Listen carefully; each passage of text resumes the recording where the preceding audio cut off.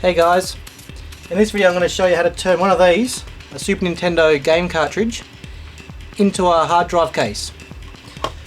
I upgraded the hard drive on my laptop and ended up with a spare 1TB hard drive. It's a little bit slow, it's only a 5400 RPM Samsung Momentus, but I thought, well, it's 1TB and for an external hard drive will be perfect.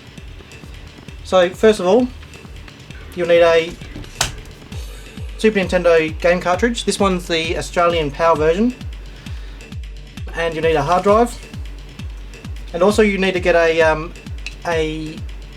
SATA to USB adapter. This one here, I've already taken the circuit board out, but I'll show you what it looks like. Basically, you need something that looks, the model that looks like this.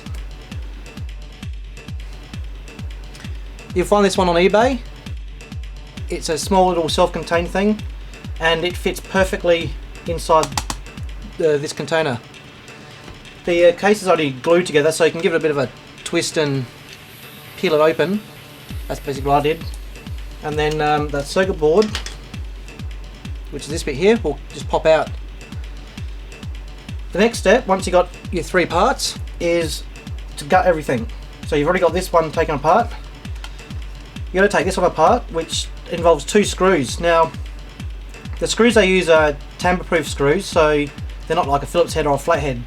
I just used some small point-nose pliers to wind them out, but you can either get a kit where it has the correct screw in it, the screw bit in it, or you can do a little trick with the ballpoint pen where you melt the end and you stick it into where the screw is, and the soft plastic will mold to the screw and that'll give you enough purchase just to crack it open. I haven't actually tried that because I used, like I said, the point-nose pliers, but apparently it works. Once you got it open, you can throw the circuit board away, and then all the pieces inside, just use a small pair of pliers just to snap them off. That includes in the top piece. You can see along here, there's a bit there, over here, just so it's all an open cavity, all the way up to the edges. Then, when you get your hard drive, and you can click your circuit into there, you'll find that it fits perfectly. Absolutely perfectly. All you have to do is cut out a bit here, which I'll do in a sec, and then you can use some foam tape on the inside cases, a bit of foam tape on the top, a bit on the bottom, just where around the edges. Don't put foam tape in the middle and press down there, just put it around the edge. And that will hold that in without having to screw it down. Then you've got your case.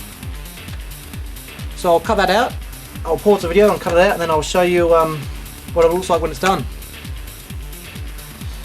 Alright, so I've cut out the hole that I needed. You can see it there. I just lined up the hard drive with the circuit board there, and I just cut slightly larger than what I needed, and then did the same at the top just so I got a good clearance so it doesn't overlap the plug at all. I've also gone and put some double-sided tape on the inside there. You can see here around the edges. That just stops the hard drive from sliding around like this too much. Just holds it nice. And the lowest point, which is where this indent is on the inside, I've put a bit of double-sided tape there as well. I left the plastic on top. I didn't have single-sided foam tape, so I used double-sided and then left the plastic on, so it's just like single-sided anyway. And it's just a matter of sitting it in there, clicking it in, two screws and you're done. To get the hard drive out, don't just pull the lid off. It's very tight with the clips. I found that if you get your finger in there and then you lift the hard drive out with the lid, it just comes straight apart. Whereas if you try and lift the lid off with the hard drive in the base, you won't do it without breaking the clips.